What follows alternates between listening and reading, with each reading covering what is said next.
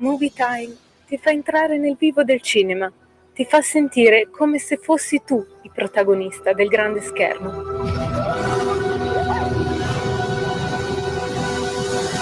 Ogni sabato dalle ore 16.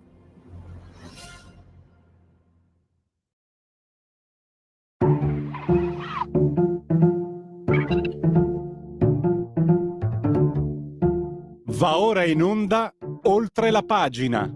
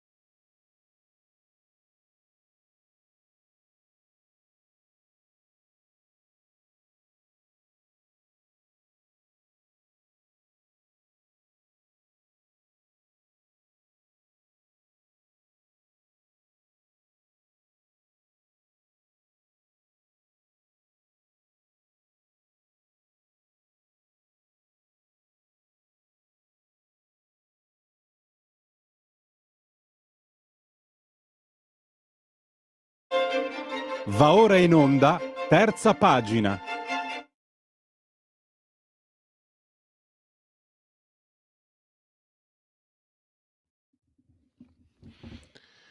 Oltre la pagina, terza pagina, Radio Libertà. Il tema che trattiamo oggi sta molto a cuore in questa trasmissione. Innanzitutto parliamo di un saggio, un pamphlet che si intitola Gli intellettuali di destra e l'organizzazione della cultura, Oligo Editore, 13 euro, 108 pagine, lo trovate online, lo trovate in libreria. L'autore lo abbiamo ai nostri microfoni. Lo ringrazio, Francesco Giubilei, benvenuto dottor Giubilei. Grazie per l'invito. Allora, più cerco di approfondire queste tematiche, più mi rendo conto una cosa, lei è un po' la linea anche della sua ragione culturale, no? Questa indagine, questo interrogarsi sulla destra, che essere di destra è molto più complicato che essere di sinistra. Anche solo partendo da Prezzolini, no? Quando Prezzolini, lei lo riporta anche nel suo testo, parla come essere di destra sia, cioè noi quando alludiamo a un pensiero di destra passiamo dai conservatori ai liberali, no liberali, e addirittura poi queste due parti confliggono quando si tratta di temi etici, per esempio la liberalizzazione delle droghe leggere, e questo rende anche complesso, perché lei lo spiega anche bene, no, dottor Giblei, le do subito la parola, riprendendo anche appunto questi importanti pensatori di destra. Essere per esempio conservatori non è ideologico, è una condizione del come ci si sente collocati come pensatori, come persone nella società. E quindi è un bel lavoro, dottor Giubilei. E lei complimenti, e grazie a lei che lo sta portando avanti molto molto bene, direi. Grazie, ma io vorrei chiarire alcuni aspetti, perché nelle ultime settimane, negli ultimi mesi si è sviluppato un dibattito che ha visto la pubblicazione di una serie di articoli, di inchieste, si è parlato in trasmissioni televisivi, in convegni, conferenze, legato al tema dell'egemonia culturale. E anche oggi è uscito un articolo in cui si parla dell'egemonia culturale che il mondo della destra potrebbe realizzare. È necessario però fare un po' di chiarezza su questi temi. Il concetto di egemonia culturale è un concetto che viene teorizzato da Gramsci nei suoi quaderni, ed è un concetto che è stato poi applicato in particolare dal 68 in avanti dalla sinistra nel nostro paese, quindi concentrandosi su un'analisi legata all'Italia, ed è stata realizzata attraverso una occupazione del potere in ambito culturale a 360 gradi, dal mondo dell'università al mondo della scuola, dalle case editrici, dalle fondazioni, dal mondo mediatico, e ciò ha fatto sì che una cultura, se vogliamo, di matrice progressista, pur esistendo ovviamente all'interno del mondo della sinistra varie componenti, varie anime, fosse una cultura prevalente all'interno del dibattito culturale. Al tempo stesso si è cercato di diffondere uno stereotipo secondo cui il mondo della destra non avesse una propria cultura. In realtà la tesi anche del mio libro, gli intellettuali di destra, l'organizzazione della cultura, è che, limitando l'analisi al Novecento e nella fattispecie nella seconda parte del Novecento, in realtà è esistita un'importante cultura di destra che è stata rappresentata da figure, pensatori anche di grande spicco, però quello che è mancato alla cultura di destra è una organizzazione della cultura, è una politica culturale in cui la sinistra è stata oggettivamente più in grado di realizzare. Perché è mancata una politica culturale nel mondo della destra? Da un lato perché c'è stato, citando un'espressione diventata anche famosa, coniata dal professor Pedullà, una sorta di cordone sanitario attorno a tutti coloro i quali si riconoscevano per l'appunto in una visione di destra, o anche nei confronti di tutte quelle persone che operavano nel mondo culturale non si riconoscevano invece in una cultura di sinistra. E questo è un elemento importante. Al tempo stesso però, facendo anche un po' di autocritica, talvolta all'interno del mondo della destra è prevalso un individualismo che ha impedito la realizzazione appunto di una politica culturale. Oggi ci troviamo, e concludo il ragionamento, ci troviamo in una situazione in cui non è vero che si vuole costruire un'egemonia culturale da destra, non è vero la visione delle mani della destra sulla cultura, della marcia della destra sulla cultura. Non si vuole quindi costruire una controegemonia, un'egemonia di senso opposto.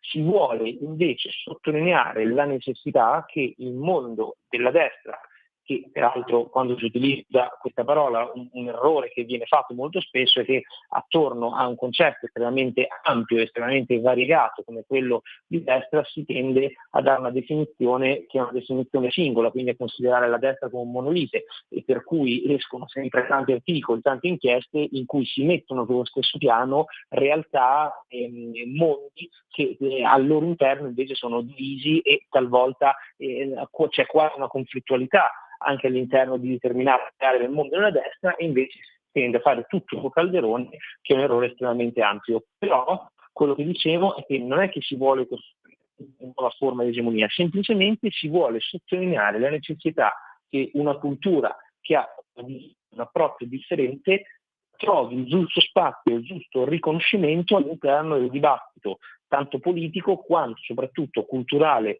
mediatico e eventi e manifestazioni, e che venga per appunto un pluralismo che peraltro è alla base della cultura, che di per sé è confronto, che faccia in modo che appunto questa cultura identitaria, liberale classica, perché poi esistono varie sfaccettature come ci insegna Prezzolini, sia una cultura che abbia il giusto spazio di riconoscimento. Questo è il vero punto, il vero tema che bisogna cercare di portare avanti. C'è un altro punto, mi sembra anche, no? La differenza tra il pensiero di destra e il pensiero di sinistra. Allora, il pensiero di sinistra in chiave, diciamo, utilitaristica politica attribuisce alla cultura un ruolo centrale. In realtà lo fa per fini strumentali, non perché ci creda veramente. Questo l'ho capito anch'io.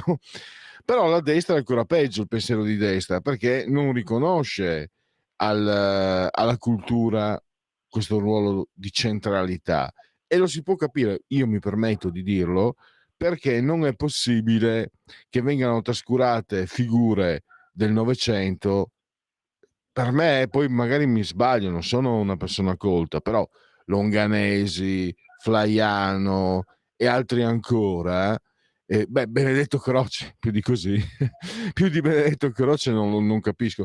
Cioè, è grazie al lavoro suo, nonostante lei sia ancora molto giovane, poi Corrado Cone e altri ospiti di questa trasmissione, che riusciamo a parlare di figure come Benedetto Croce, come queste figure di riferimento, ma un po' alla volta mi sembra che troviate sostegno anche nei giornali, ma fino a qualche anno fa Longanesi era quasi uno sconosciuto, Ennio Flaiano l'ho conosciuto per un lontanissimo esame universitario sulla letteratura italiana moderna e contemporanea, altrimenti sì, essendo cinefilo, perché è stato anche molto, ma è stato autore di molti film di De Sica, e mi sembra anche adesso insomma non mi ricordo, però ecco, è questo che è un deficit del pensiero italiano. A destra non si dà la stessa rilevanza alla cultura,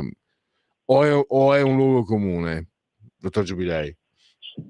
Ma come dicevo prima, indubbiamente bisogna fare un'analisi che non sia un'analisi solo ed esclusivamente limitata al campo altrui e quindi alle iniziative da parte del mondo culturale della sinistra per fare in modo che la cultura di destra non avesse il giusto spazio e il giusto riconoscimento. Indubbiamente questo è esistito, esiste e c'è stato, però non deve diventare un alibi. Cioè non può diventare un alibi il fatto di dire la sinistra non ci dà spazio, la sinistra cerca di ghettizzare la cultura di destra, allora visto che questa è la situazione, visto che questo è lo status quo, allora a quel punto diminuiamo, non ha senso fare iniziative, non ha senso promuovere una cultura alternativa. Questo sarebbe un modo di ragionare sbagliato, e quindi bisogna anche interrogarsi che cosa non ha funzionato in termini di politica culturale all'interno del mondo della destra negli ultimi 20 anni, ma anche oltre. A mio modo di vedere c'è un problema connesso per l'appunto a un individualismo che continua a essere un problema esistente all'interno del mondo della destra, che se da alcuni punti di vista può essere positivo nel termine della pluralità delle idee, nella pluralità del dibattito, nella pluralità di visione, diventa però negativo quando è un individualismo che tende a far sì che non vi siano collaborazioni, a far sì che non vi siano sinergie, a far sì che vi sia talvolta anche un poco amico, che è un fenomeno che esiste all'interno del mondo culturale della destra, e al tempo stesso c'è un'analisi di carattere più politico negli ultimi 20-30 anni, che è il fatto che erroneamente la cultura è stato considerato come un qualcosa di cui tutto sommato si può fare a meno, come un qualcosa di cui che non è importante o che è secondario all'interno del dibattito politico e mediatico, comunque nell'azione politica, quando in realtà questa è una visione sbagliata, perché proprio attraverso la cultura e quindi proprio attraverso una narrazione, proprio attraverso la realizzazione di un immaginario, di riferimenti valoriali e più che culturali, si forma poi un substrato che diventa più florido anche per il mondo politico. Che cosa voglio dire? Voglio dire che se ad oggi c'è da un punto di vista mediatico, e basta vedere molte piattaforme di streaming online sul tema delle serie TV, del cinema, che sono poi soprattutto visti dai giovani e giovanissimi, gran parte del mondo dei social network. Se tutte queste realtà che sono viste da milioni di persone e influenzano quindi anche la formazione e la coscienza, hanno una descrizione del mondo e portano avanti una visione sui temi etici, su tanti altri argomenti, che è una visione molto spesso antitetica dei valori conservatori, dei valori identitari, va da sé che poi questo si tramuta nel momento in cui bisogna cercare anche un consenso di carattere politico, e si tramuta nel fatto che persone che sono cresciute e quotidianamente sentono una descrizione del mondo secondo una certa visione, a quel punto andranno a dare prevalentemente spazio o a riconoscersi in quell'area politica che è in linea con questa visione del mondo. E questo riguarda poi in particolare le giovani generazioni, sui temi dell'ambiente, ne abbiamo parlato anche a Radio Libertà tante volte, sui temi del politicamente corretto, della cancel culture, del gender. Si rischia che poi, se non si è in grado di portare avanti una proposta culturale diversa, poi queste nuove generazioni, nel momento in cui dovranno andare a votare, è evidente che voteranno prevalentemente, sempre se voteranno, però che quelli che voteranno prevalentemente per delle forze politiche che hanno una visione più liberal della società invece che conservatrice o identitaria. Siamo al termine, abbiamo pochissimo spazio. Io confermo da questo prospettiva, questo mio punto di osservazione, osservo con molto interesse il fatto che, per esempio, la destra, il pensiero di destra, usiamo queste categorie, grazie anche al lavoro suo, ma anche di altri, inizia a interrogarsi su che cos'è essere di destra, no? Qualche anno fa era un lavoro di difesa, adesso è un lavoro di costruzione e naturalmente bisogna che diventi sempre più organico e vada sempre più avanti. Però mi sembra che le premesse siano molto buone, al di là dell'essere schierati, dottor Giubilei, per quello che è proprio la capacità di comprensione della realtà della società. Un'ultima cosa invece, scendo più nello spiccio. Camillo Langone, che l'ha definito il Golden Boy della destra italiana, facendo la recensione del suo saggio, ha osservato una cosa. Lei mette anche le donne. Mi ha fatto molto piacere perché era ospite più volte, è stata ospite intervistata dal sottoscritto addirittura, Ida Magli. Mi ha fatto molto piacere, una figura per me centrale. Ecco, una curiosità mia, manca Oriana Fallaci, dice Camillo Langone, come gli risponde? Con Camillo Langone, che è anche un amico, ci siamo confrontati in tante occasioni. Abbiamo fatto anche di recente un evento insieme a Cesena proprio sui temi della cultura. Ma io gli rispondo a Camillo che Oriana Fallaci è una figura letta e amata dal mondo della destra, che ha portato avanti alcune istanze, in particolare nella parte finale della sua vita, che sono delle istanze che poi sono anche care al mondo della destra, però non la identificherei come una figura propriamente di destra, tant'è che lei stessa veniva da una tradizione più socialista, se vogliamo, ma in ogni caso è difficile dare un'etichetta a Oriana Fallaci, perché lei stessa credo che non amasse essere incasellata o etichettata, quindi è una figura che forse è stata più letta e apprezzata da destra che definirla di destra. Assolutamente. Tra l'altro non sto qui a dirlo, non ha importanza, però ricordo un lontanissimo bisticcio amoroso con la mia fidanzata di 40 erotti anni fa. Lei aveva una forte lettrice, leggeva Oriana Fallaci, io la prendevo in giro: come fai a leggere questa? Io quella volta le dissi cialtrona. Non ho cambiato opinione sulla magniloquenza di Oriana Fallaci, grande scrittrice, però devo dire personalmente anch'io non la ritengo una pensatrice che possa fare riferimento a un certo tipo di pensiero di destra, anche perché era comunque una figura molto singolare, molto individuale, tant'è che quelli di sinistra l'hanno scaricata nel momento in cui lei se n'è andata, ma veniva da quel mondo lì. Questo almeno è quello che penso io.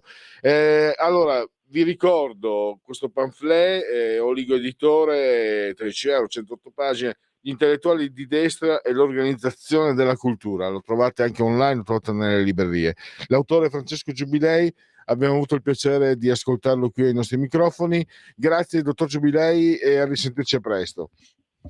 Grazie a voi. I film sono sogni che non dimenticherai mai. Che genere di film faremo? Movie Time, la magia del cinema. Ogni sabato dalle ore 16. Qual è stata la tua parte preferita? Radio Libertà, la tua radio. È impossibile. Solo se pensi che lo sia. Non è meraviglioso?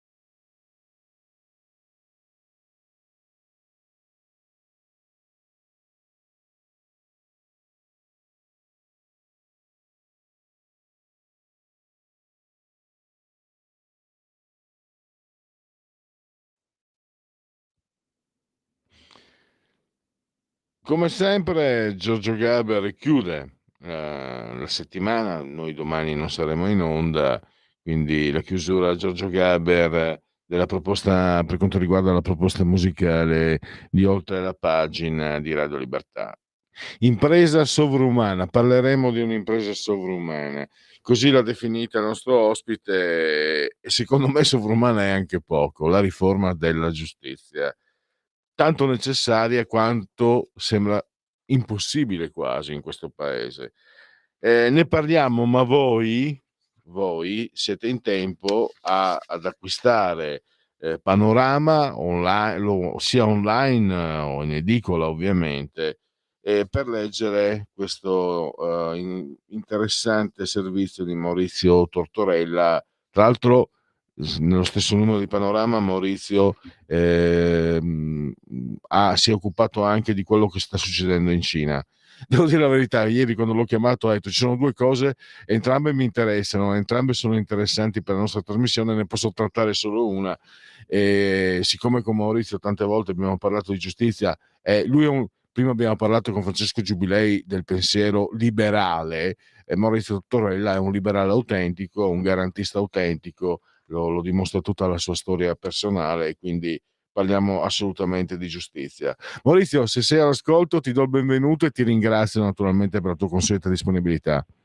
Sono qui Pierluigi, ciao, grazie a te dell'invito e buona giornata a chi ci ascolta, ovviamente. Allora, Carlo Nordio, ecco, partiamo da questo rinvio a fine giugno, vuole tornare a parlare di riforma della giustizia.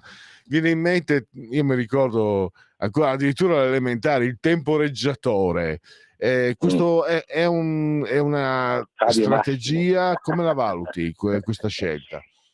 Si chiamava Quinto Fabio Massimo, quello, Quinto se Fabio non ricordo Massimo. male, io sono laureato in storia, ma storia contemporanea, per cui la storia antica è diversa.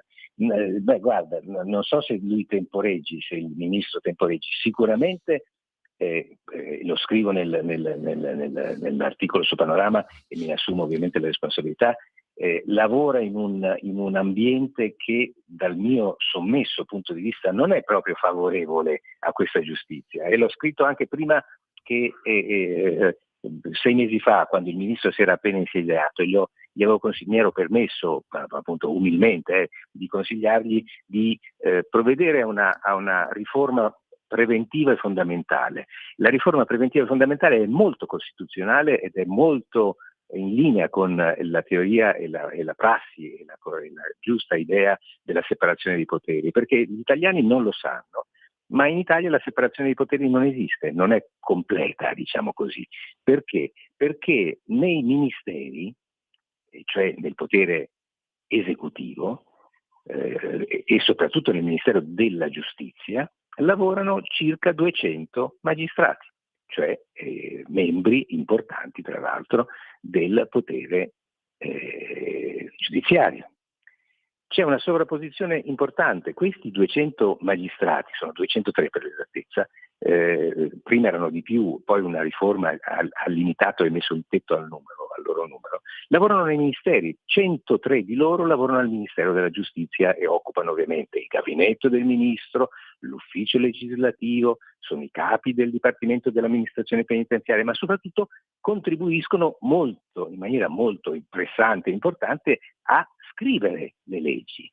E ovviamente se tu fai scrivere le leggi ai magistrati, non puoi presupporre che quello che ne esce sia del tutto indifferente alla visione e all'ideologia che purtroppo, secondo me, dal mio punto di vista altrettanto sommesso, e lo ripeto, domina da qualche decennio la magistratura italiana, che è un'ideologia troppo interventista e fondamentalmente di potere. I 200 magistrati, tra l'altro, quelli che entrano nei ministeri, che vivono e lavorano nei ministeri italiani, soprattutto in quello della giustizia, ripeto, sono nominati da chi? Dal Consiglio Superiore della Magistratura, quindi rispondono inevitabilmente a logiche correntizie nella stragrande maggioranza dei casi, perché a nominarli, a sceglierli e a mandarli in quei ministeri sono le correnti. le correnti che fanno il bello e il cattivo tempo al Consiglio Superiore della Magistratura. È secondo me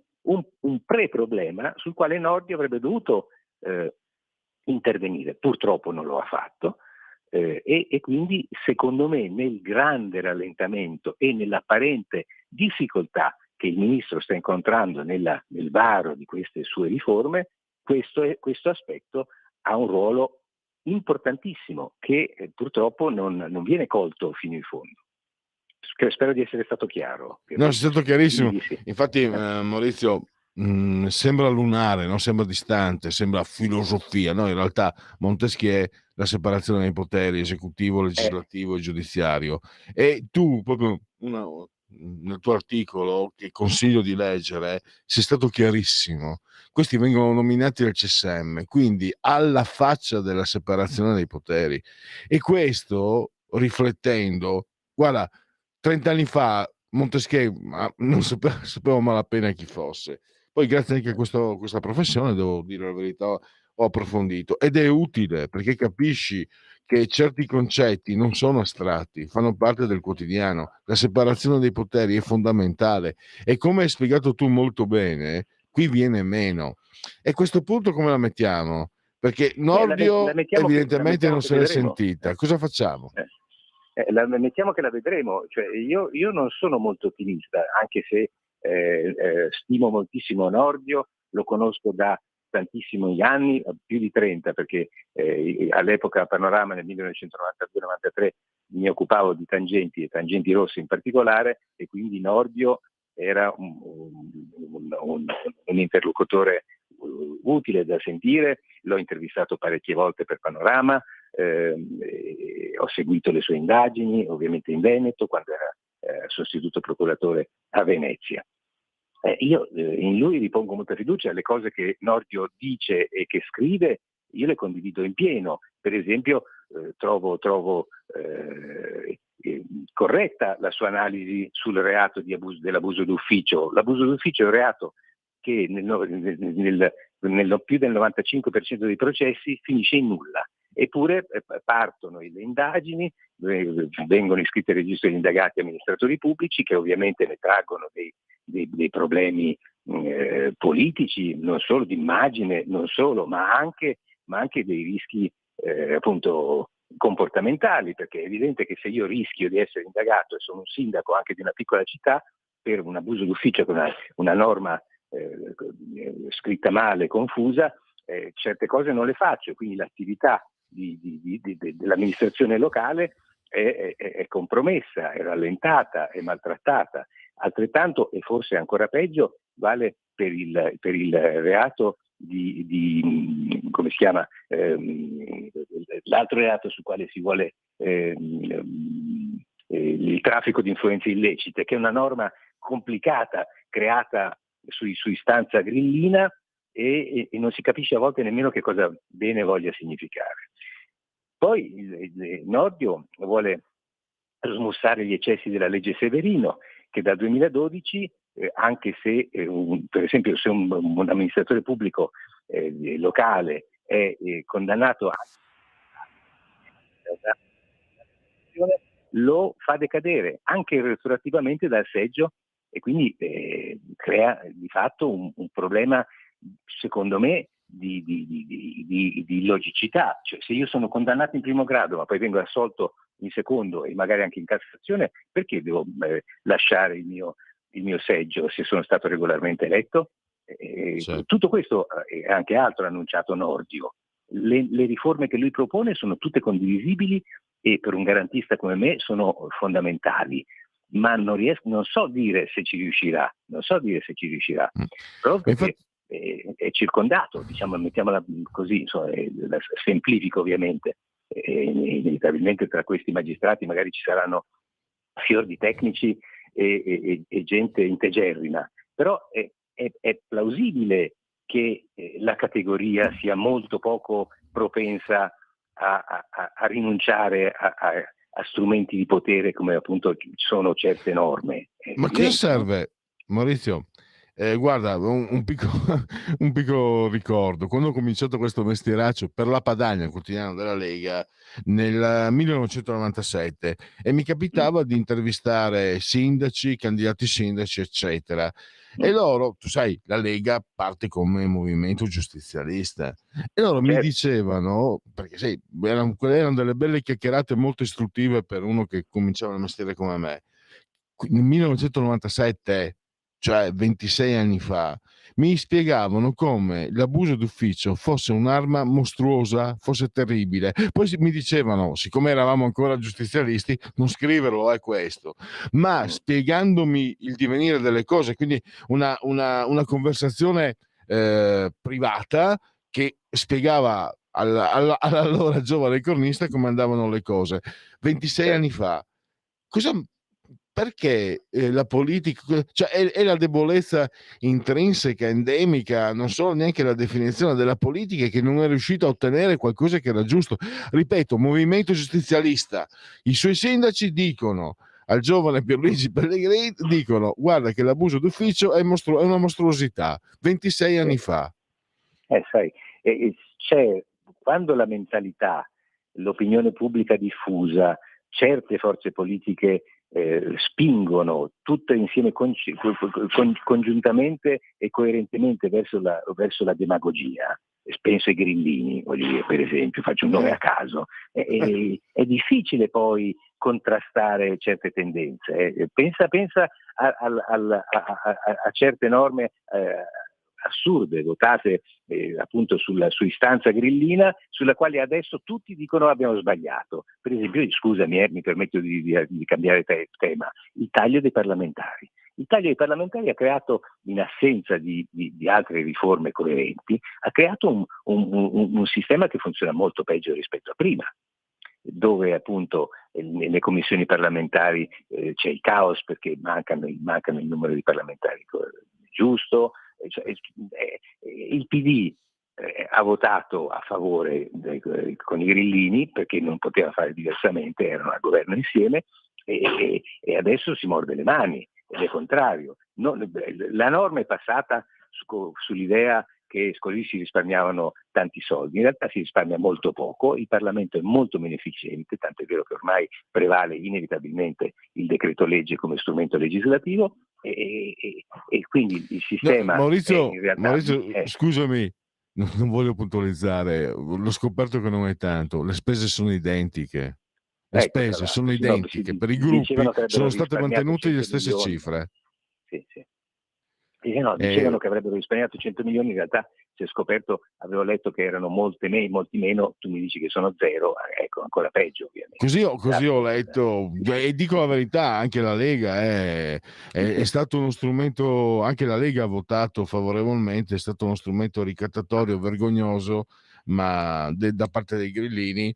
Colpa loro, forse colpa anche nostra, non tua, dico nostra, io sono schierato, forse non abbiamo avuto la forza di opporci come si doveva, come era giusto fare, perché comunque è il popolo minuto, sì, infatti sono andati tutti a votare per questo taglio.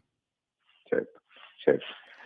Sai, poi per esempio Nordio aveva promesso, una delle prime cose che ha detto già in ottobre del 2022, che avrebbe fatto di tutto per ottenere la mitica e famosissima separazione delle carriere, che è un aspetto importante della appunto mancata riforma della giustizia. Perché? Perché il procuratore che fa le indagini, che conduce l'inchiesta, e il giudice sono correttamente viste e da vedere come due figure professionali completamente diverse, e devono essere separate, perché il procuratore non deve avere rapporti amichevoli di corrente o di contiguità con il giudice. Come in America, il procuratore fa il suo lavoro di inquirente, e il giudice, nella sua totale e dovuta autonomia, decide se l'accusa è corretta o se ha ragione la difesa. Questo dovrebbe funzionare, così dovrebbe funzionare la giustizia.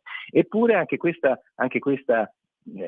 idea di Nordio fatica a concretizzarsi. Le proposte di riforma al momento non si sono viste. Insomma, è tutto molto fermo, diciamola così. Nell'articolo dico anche che pare che ci sia un blocco, che il blocco in questo caso sia dovuto al fatto che il governo Meloni e soprattutto Fratelli d'Italia spinge moltissimo per la riforma istituzionale, costituzionale del presidenzialismo, e quindi non vuole aprire un altro fronte che sarebbe molto complicato da gestire sulla giustizia. È possibile che anche questo abbia un ruolo nel ritardo e nella... Maurizio, ti interrompo, scusami. Mi Prego. domando questo. Allora, noi sappiamo che l'MSI in passato, poi correggimi se sbaglio, era un partito che stava dalla parte dei magistrati. Lo stesso Di Pietro era considerato di destra, poi è passato a sinistra, è un altro discorso. Certo. Ma Giorgia Anche Meloni Borsellino era di destra. Anche Paolo Borsellino era sì, vicino al Movimento ma anche Sociale, ma Falcone, non mi permetto di dire se fosse di destra o di sinistra, so che Falcone voleva la separazione delle carriere 31-32 anni fa, quindi più di così.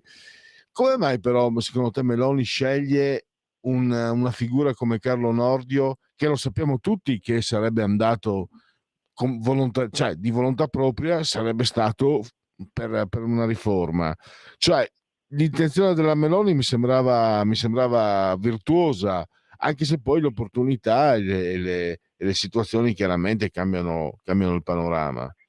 Cosa ne pensi? Beh, sai, le situazioni cambiano, le opportunità si presentano. Nordio era sicuramente un candidato forte, non soltanto dal punto di vista elettorale, ma anche dal punto di vista simbolico, da piazzare, da collocare come ministro della giustizia. Ha sempre manifestato idee liberali, è sempre stato molto contestato e criticato dalla magistratura sindacalizzata, ha partecipato più volte a commissioni governative, sì, sia col centrodestra sia col centrosinistra, per la riforma del codice penale e di procedura penale. Quindi, oltre a essere un uomo estremamente competente, è anche un uomo simbolo di certe idee.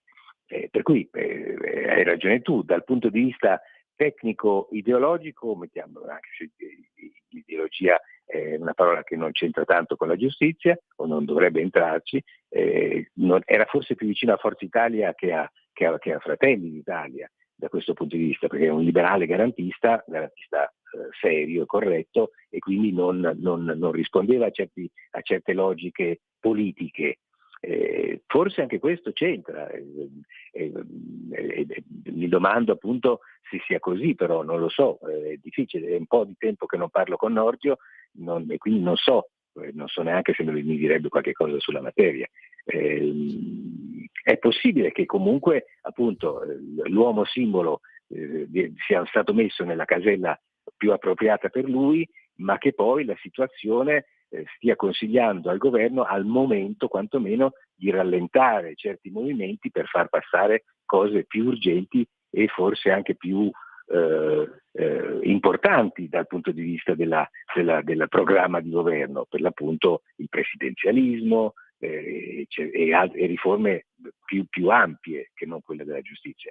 Però io, che di giustizia mi occupo, e ti ringrazio per avermi dato il permesso di parlarne ancora una volta, trovo che questo rischia di essere un grave errore, un errore che fa il paio con quello compiuto dai governi berlusconiani in passato, perché le riforme della giustizia berlusconiane hanno lasciato purtroppo il tempo che trovavano e non hanno risolto alcuno dei problemi gravi della giustizia. Ricordo soltanto che pochi giorni fa il Consiglio Superiore della Magistratura, di fronte a 2 pubblici ministeri che erano stati condannati per violenza nei confronti di violenza privata nei confronti di alcuni testimoni dei loro processi, non ha deciso il CSM di punirli seriamente, ha soltanto deciso di trasformarli da pubblici ministeri in giudici. La sanzione è stata soltanto questa. Cosa serve? Vogliamo parlarne? Io trovo che questa giustizia, purtroppo, fino a che appunto siamo in queste condizioni, è irriformabile, perché ci sia Nordio o Superman, ma al Ministero, però qualcosa va fatto, cioè non è possibile andare avanti in questa maniera, è veramente un sistema che ha delle pecche e dei difetti e delle patologie gravissime. Maurizio, purtroppo siamo arrivati al termine. Allora, chiudo. Trovate ancora nelle edicole fino a mercoledì online il numero di Panorama per approfondire appunto questo argomento nell'articolo di Maurizio Tortorella. Grazie ancora, risentirci a presto. Grazie a te Pierluigi, buona giornata a tutti. Dunque, segui la Lega, prima che la Lega segua te. Mettiamo la sigla? Segui la Lega è una trasmissione realizzata in convenzione con La Lega per Salvini Premier.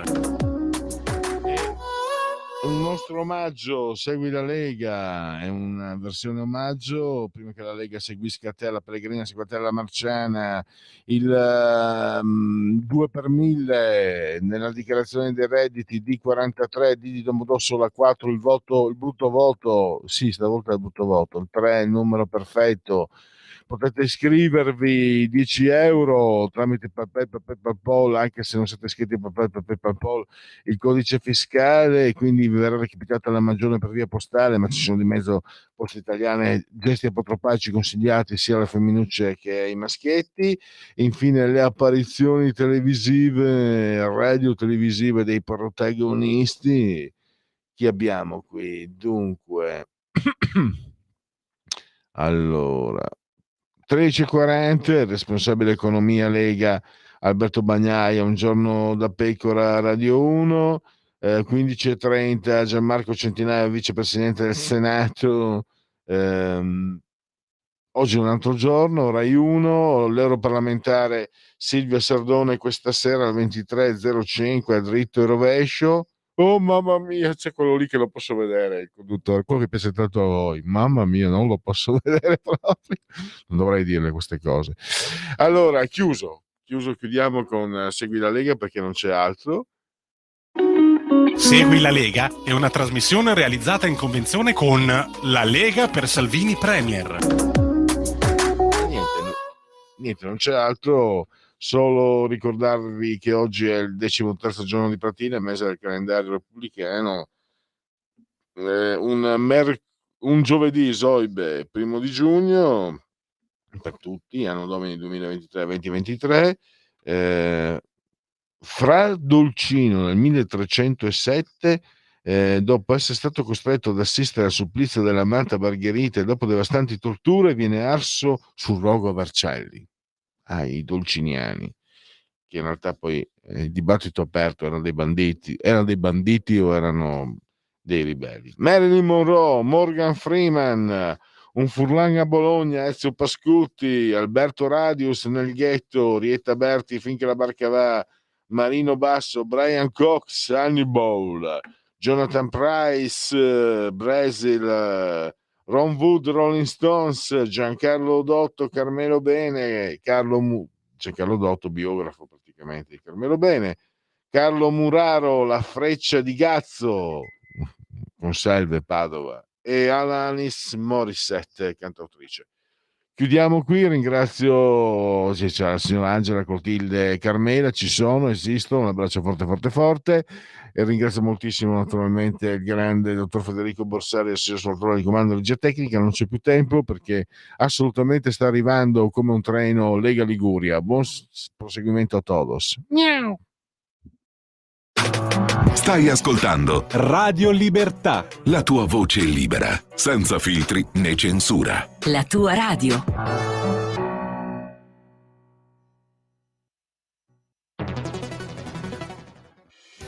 Quotidiano di Sicilia, il quotidiano d'Italia, l'informazione che ribalta i luoghi comuni, una vera visione dei fatti, l'Italia vista da sud. Ogni siciliano che vive in Italia e nel mondo è una risorsa, è protagonista della crescita della nostra nazione. Dai forza alla crescita della nostra isola, abbonandoti al QDS digitale più archivio a soli 99 euro annui.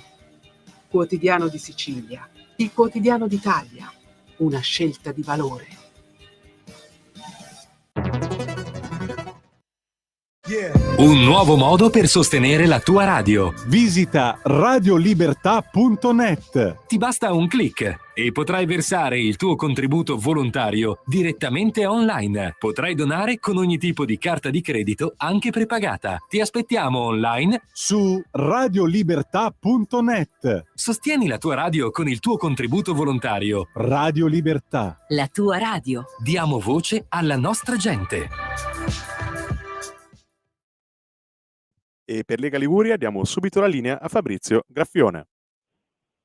Buongiorno a tutti da Genova e dalla Liguria. Oggi fa veramente caldo, siamo intorno ai 27 gradi e mezzo, c'è un bel sole, anche se c'è qualche nuvoletta, un filo di vento e al mare si sta benissimo. Beati coloro che ci possono andare, un saluto anche a loro. E passiamo subito al nostro primo ospite della mattinata, che è il senatore Spezzino, il nostro grande senatore Spezzino, la Stefania Pucciarelli. Ciao Ste, ci sei?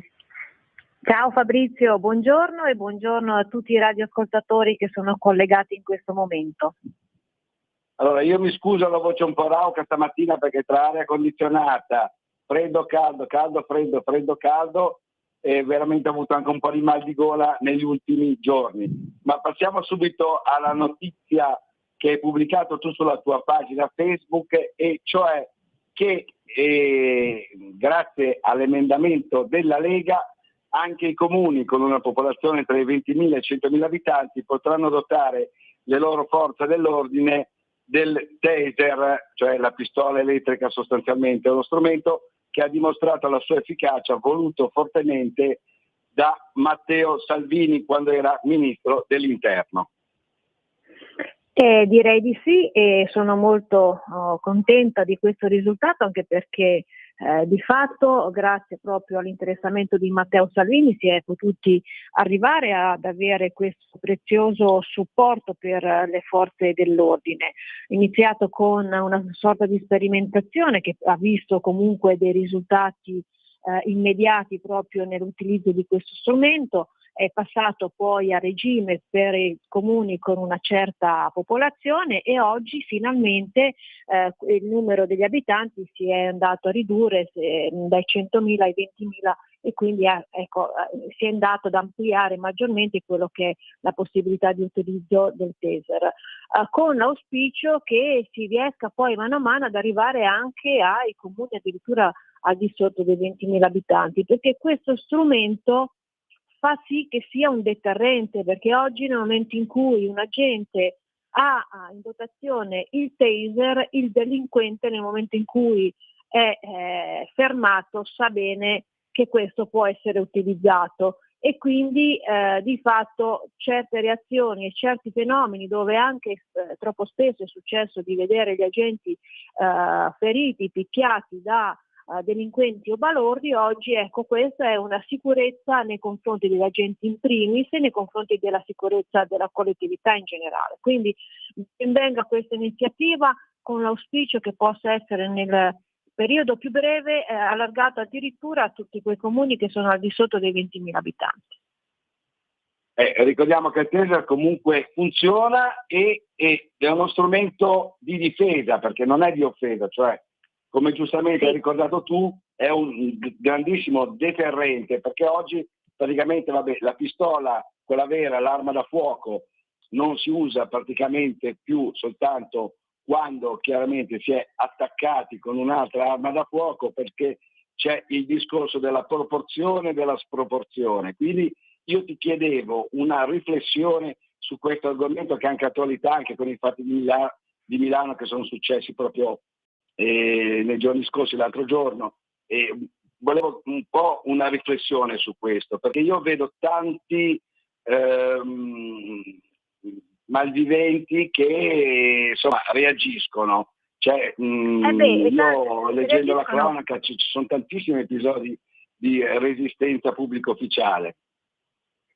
Però il problema di fondo è che noi viaggiamo in un'ottica in cui viene quasi sempre messo in discussione quello che è l'operato da parte degli agenti, e questo non può funzionare, perché ci deve essere rispetto delle regole e rispetto nei confronti di chi queste regole le deve far rispettare. Abbiamo visto anche l'episodio avvenuto un mesetto fa di fronte a Palazzo Madama, dove quelli di ultima generazione che hanno imbrattato tutta la facciata di Palazzo Madama con il carabiniere che era nell'impossibilità di poter intervenire, anche perché hai quello che ti fa una ripresa col telefonino, oppure hai una denuncia da parte di chi è del delinquente di aver subito chissà quale sopruso. Ecco, l'agente deve iniziare attraverso quelle che sono spese proprie per difendersi da quelle che possono essere delle accuse, a dover rispondere di quello che è né più e né meno l'operato a quale deve rispondere. Quindi oggi occorre ripristinare la normalità, ma ahimè abbiamo la sinistra, tutta la sinistra, perché oggi abbiamo la rincorsa a sinistra tra i 5 Stelle e il PD che stanno facendo una rincorsa verso chi è più sinistra di sinistra rispetto all'altro, e vanno questa sinistra a coccolare tutti questi fenomeni e tutti questi delinquenti, perché loro si preoccupano né più né meno di quelle che sono le situazioni dei delinquenti nel carcere, le situazioni di questi che stanno di nuova generazione, che stanno di fatto protestando con delle modalità che non possono essere tollerate, e allo stesso tempo se ne strafregano altamente di quella che è invece la condizione degli agenti che lavorano per strada, in una situazione sempre più di disagio e di difficoltà, perché sempre più le nostre periferie sono strapiene di balordi e di persone che non hanno titolo di essere in circolo perché di fatto delinquono, e quindi con la difficoltà poi di non sentirsi tutelati dallo Stato. Ebbene, oggi il Taser va principalmente in loro supporto, perché di fatto effettivamente è un'arma di difesa, come dicevi tu, e quindi è una tutela proprio per garantire il servizio con un supporto in più che li vede operare con maggiore sicurezza. Ecco, riguardo le prese col telefonino, diciamo così, io volevo far notare soltanto una cosa come cronista, che ho fatto anche per tanti anni. Queste riprese sono assolutamente parziali e nella stragrande maggioranza dei casi sui social network, chissà come mai, finiscono sempre quelle dove c'è l'uso della forza sempre legittimo o quasi sempre legittimo da parte delle forze dell'ordine, della polizia locale, carabinieri, guardia di finanza, polizia di Stato, eccetera, ma non ci sono mai, caso strano, le aggressioni che subiscono, come dicevi e notavi giustamente te, gli agenti, i poliziotti, i carabinieri, i finanzieri, i vigili urbani, gli agenti di polizia locale, eccetera. Questi lì, caso strano, non ci sono mai, e non c'è mai l'antefatto del blocco della persona fermata che reagisce e che fa resistenza a pubblico ufficiale, che in altri paesi, non cito gli Stati Uniti, non cito la Spagna, eccetera, ma anche il mostro della squadra, se gli fai soltanto un dito medio, insomma, lo sappiamo tutti come va a finire.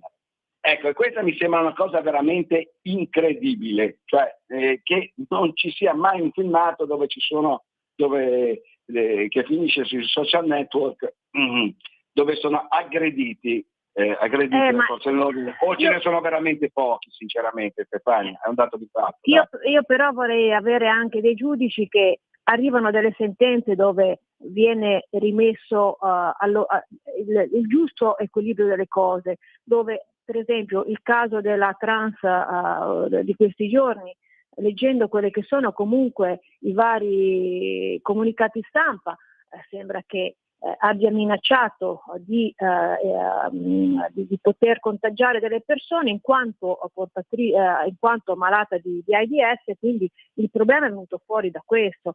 Ha avuto degli atteggiamenti, ha aggredito gli agenti della polizia municipale. Effettivamente, come dici tu, poi si vede l'ultima parte di quello che è stato questo episodio, non si vede quello che c'è stato a monte, e quindi quello che occorre poi nel momento in cui vengono emesse delle sentenze, che venga ripristinato quello che è il concetto di legalità e di chi deve presiedere la legalità.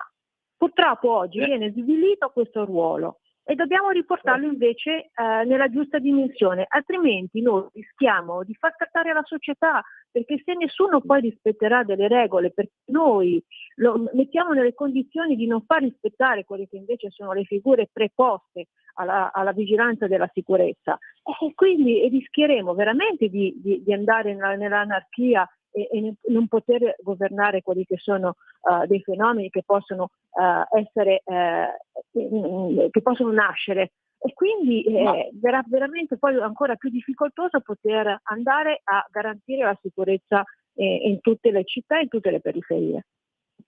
Ma dicevo, scusa, un ultimo appunto soltanto, nel caso della trans di Milano, di cui si sta discutendo in questi giorni moltissimo, una volta che è stata, anche si vede perfettamente pure nel video, una volta che è stata manettata, gli agenti della polizia locale di Milano, che ringraziamo per il loro prezioso lavoro ovviamente, non l'hanno mica riempita di botte. Cioè, se c'era questa famosa tortura, questa transfobia, una volta che è manettata tu ti vuoi accanire perché quella persona è transessuale e le fai del male e usi la forza perché sei transfobico. Invece lì è stata manettata soltanto per contenerla e per evitare di essere contagiati, come giustamente hai rilevato tu. Diciamo che con degli spunti, ma mette che uno aveva una lametta, si taglia un braccio o una mano, ti contagia col sangue o ti sputa in un occhio, io non lo so fino a che punto per poche centinaia di euro al mese un agente può rischiare di riportare non soltanto l'HIV, di essere contagiato dall'HIV, ma anche magari da altre malattie, eccetera. Cioè io questa transfobia proprio non la vedo nella maniera più assoluta, perché ripeto, la forza si è conclusa una volta che è stata manettata la persona che precedentemente, poi lo stabiliranno i giudici, ovviamente aveva senz'altro comunque reagito, aveva posto resistenza. Ecco, se non avesse posto resistenza non sarebbe successo niente del genere, ovviamente. E tra l'altro, se non sbaglio, è una persona con già dei precedenti e forse magari non doveva neanche essere qua in Italia. Quindi c'è tutto, ripeto, dobbiamo rimettere al giusto posto quelle che sono le figure che sono predisposte alla sicurezza.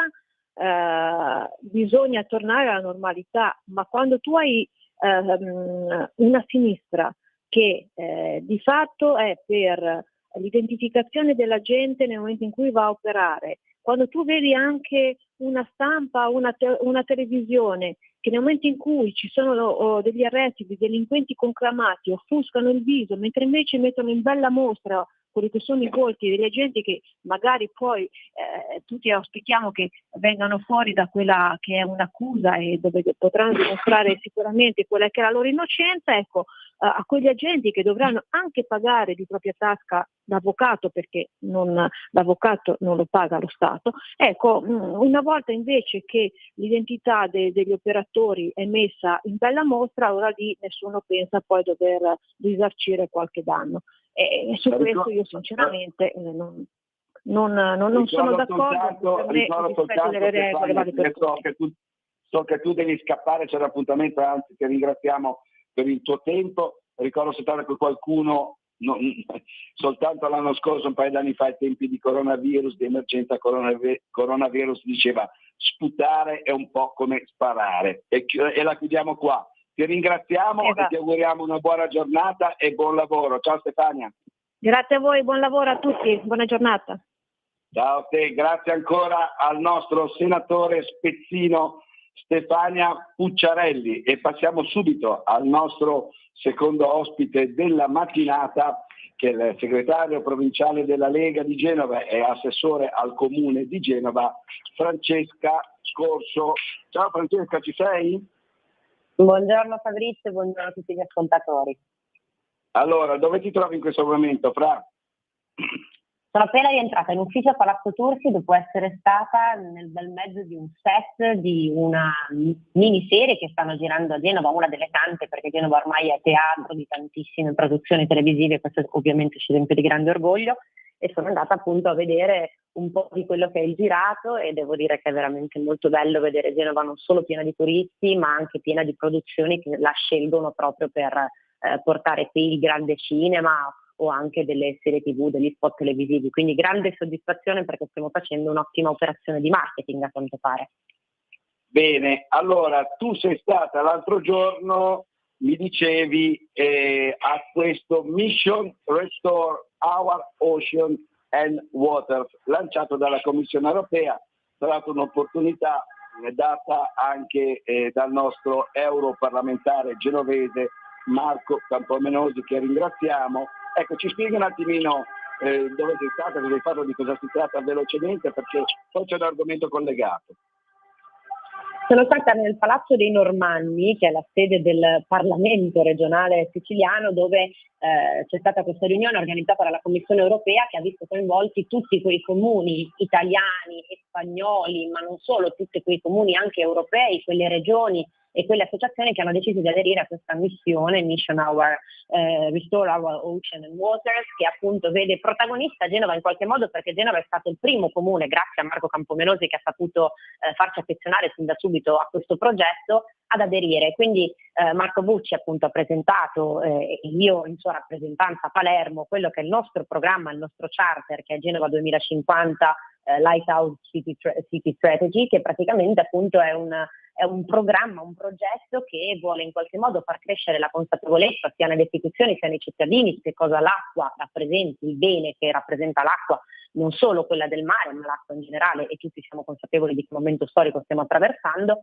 e poi appunto un programma di buone prassi che speriamo di poter mettere in rete con tutti gli altri comuni che aderiranno, per far sì che in qualche modo appunto l'acqua venga protetta e preservata. E possiamo dire che Genova, insieme a Mazara del Vallo, che sono stati due comuni pionieri di questa missione, abbiano costituito poi anche una vera e propria coalizione tra i sindaci, che oggi rappresenta 40 sindaci tra Italia e Spagna, e si sta allargando sempre di più, che potranno in qualche modo, per la prima volta, la vera sorpresa, il vero dato positivo è che influenzeranno quelli che sono i bandi europei proprio sulla base di quelle che sono le esigenze dei territori. Quindi non saranno in questo senso dei bandi calati dall'alto a cui i comuni dovranno aderire, ma saranno proprio i comuni, si partirà dal territorio per chiedere all'Europa quelli che sono i fondi necessari per determinato tipo di politiche. Quindi è una missione molto importante per quello che riguarda la sostenibilità, l'ambiente, ma è una missione che soprattutto è importante per il coinvolgimento e la rete che si è creata tra piccoli comuni, grandi comuni, organizzazioni e via dicendo.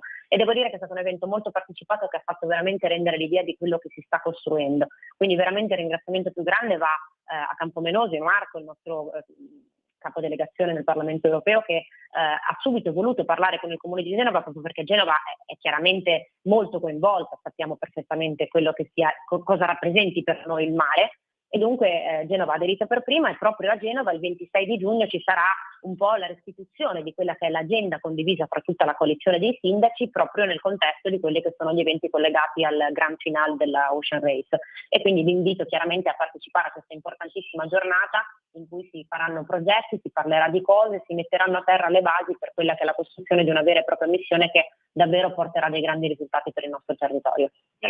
Ocean Race, ricordiamo, la grande regata che avrà la tappa finale qui a Genova, ma volevo ricordare anche che a proposito di acqua, diciamo, c'è il via libera da parte del Senato del decreto siccità, dalla desalinizzazione al riuso delle acque reflue e anche agli invasi, cioè alle vasche di raccolta di acque piovane. Un argomento che tra l'altro era stato trattato qui in Regione Liguria, è stato approvato dal Consiglio eccetera, si era impegnato in particolare il nostro vice capogruppo regionale Sandro Garibaldi, lo voglio ricordare perché questo è molto importante. Adesso chiaramente piovuto tutto eccetera, però comunque qualche problemino qua in Liguria per quanto riguarda la siccità c'è, bisogna stare veramente attenti e non abbassare la guardia, mi sembra, Francesca. Assolutamente, siamo una regione in cui la vocazione per esempio all'agricoltura è importante, per cui pensiamo che cosa possa rappresentare per noi la carenza di acqua, per noi e per tutto l'indotto economico e anche speciale che dall'agricoltura deriva, ma questo non solo chiaramente. Quindi tutte quelle che sono delle soluzioni che in qualche modo, appunto, e per questo anch'io mi accodo ai ringraziamenti fatti al consigliere Garibaldi che aveva portato questa proposta in regione, tutte quelle che sono delle eventuali progettualità collegate a invasi oppure addirittura qui a Genova abbiamo la questione del dissalatore, quindi depuratore di acqua di mare, una proposta che è nata appunto dal sindaco Bucci, per cui si stanno già candidando delle aziende. Si stanno rintracciando tantissime soluzioni proprio per quello che è un problema che purtroppo riguarda tanti, riguarda soprattutto il nostro paese, perché lo sappiamo tutti quanto l'Italia sia a traino anche per quello che riguarda l'agricoltura, ma riguarda anche la nostra regione. Quindi è molto importante prendere in considerazione tutte quelle che sono delle progettualità in qualche modo collegate proprio a quello che dicevamo prima, cioè al preservare l'acqua. E noi effettivamente è importante poter usare le risorse che si hanno. Sappiamo come la nostra regione sia affacciata sul mare, quindi anche questa, che inizialmente è stata un po' presa come il depuratore di acqua di mare, è stata un po' anche derisa inizialmente come iniziativa, eppure poi è stata sposata anche da quella che è appunto l'Unione Europea, proprio perché in qualche modo si va a utilizzare una risorsa che naturalmente abbiamo. E quindi benvengano tutto questo tipo di iniziative che in qualche modo rispondono ad un'esigenza che per il nostro territorio è alta e che adesso siamo forse in tempo per affrontare, nonostante forse sia già tardi, però andando avanti senza rintracciare soluzioni credo che sarebbe sempre peggiore. Quindi insomma diciamo che a livello istituzionale si sta molto dietro al problema e penso che appunto in qualche modo si stiano già rintracciando queste soluzioni tanto anelate. Tra l'altro le vasche di raccolta di acque piovane andiamo proprio adesso in estate e serviranno anche per gli incendi, cioè qua ogni estate vediamo i Canadair sorvolare la nostra meravigliosa Liguria e con queste vasche di raccolta diciamo anche gli elicotteri, soprattutto gli elicotteri dei vigili del fuoco e soprattutto nel nostro entroterra dove cioè, è molto difficile intervenire magari anche con gli aerei oppure magari c'è un incendio di piccole e medie proporzioni, possono intervenire e potranno quindi attingere a queste vasche di raccolta dell'acqua piovane per spegnere gli incendi. Rimaniamo sempre sull'acqua perché proprio qui a Genova, cambiamo ovviamente argomento e voltiamo pagina, e l'acqua è arrivata nei canali del waterfront di Levante. Per chi conosce Genova, proprio alle spalle del Palazzetto dello Sport, della Fiera Internazionale di Genova. Un passo in avanti per questo grandissimo progetto per il capoluogo ligure, ma c'è un'altra proposta perché proprio dal municipio della zona è arrivata una proposta, una richiesta da parte tra l'altro del nostro capogruppo leghista Paola Cerri su una spiaggia Bau e un'area sgambatura cani. Ecco, tu sei proprio assessore in questo settore e volevo un po' capire sia il discorso waterfront sia un po' questa nuova spiaggia Bau e area sgambatura cani in piazzale Kennedy, che ricordo proprio alla foce di Genova, proprio vicinissimo al centro città. Sì, vabbè, intanto per la questione waterfront abbiamo visto il 27 di maggio, ormai qualche giorno fa, è iniziato quello che è il riempimento dei canali, il primo riempimento perché si arriverà a 90 milioni di litri d'acqua di mare che praticamente allagheranno tutti questi canali, trasformando sempre di più questa area che è oggetto di un restyling molto importante, una riqualificazione di tutta l'area della Fiera di Genova che è un'area centrale e molto importante per la nostra città. Il progetto ormai è noto a tutti e diciamo che sempre più si vede realizzato quello che prima era soltanto un'ambizione su carta, quindi nuovamente si sta dando dimostrazione di essere in grado di fare anche le grandi opere ad un'ottima velocità e con ottimi risultati.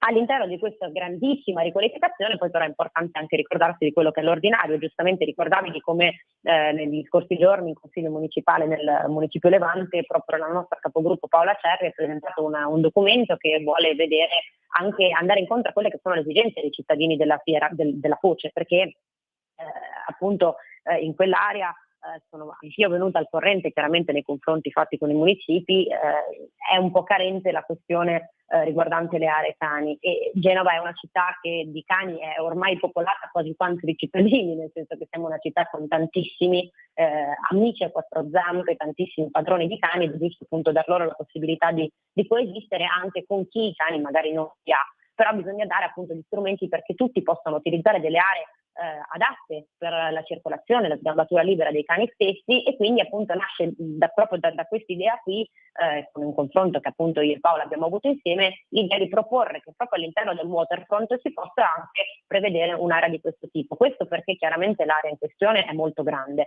ed è un'area che sicuramente, si è detto più volte, il sindaco Bucci l'ha detto spesso, dovrà rispondere anche a quelle esigenze di socialità, aggregazione, di aggregazione giovanile, insomma bisogna anche rispondere appunto a tutto quello che magari in qualche modo in quest'area ad oggi manca, e perché no appunto pensare anche ad un'area dedicata ai cani proprio. Quindi questa proposta è stata approvata in municipio. All'interno di questa proposta c'era appunto anche quella di una spiaggia BAU, di prevedere appunto una spiaggia nella quale i cani possano stare liberamente, chiaramente sotto il controllo dei propri padroni, sotto la loro responsabilità, e questa proposta è stata appunto approvata. Ora so che questo tema è all'attenzione anche del Consiglio Comunale, perché appunto è già stata depositata un'interrogazione di un'altra consigliera che appunto chiede la stessa cosa, quindi questo significa che appunto l'attenzione è molto alta, e insieme all'attenzione deve esserci poi però la prontezza nel rispondere. Io credo che sia molto utile appunto anche alla luce di quelli che sono un po' stati fatti di cronaca ultimamente, che abbiamo letto tutti quanti, quindi chi dice di essere perseguitato in qualche modo dalla polizia locale che dà troppe multe, chi dall'altra parte invece dice che i controlli sono troppo pochi perché magari i cani liberi danno fastidio. Allora bisogna che in questo caso le istituzioni, anche in questo caso le istituzioni, diano delle risposte pronte, e credo che il nostro punto di vista debba essere quello di creare delle aree ad hoc, e questo credo che appunto vada proprio in questo solco.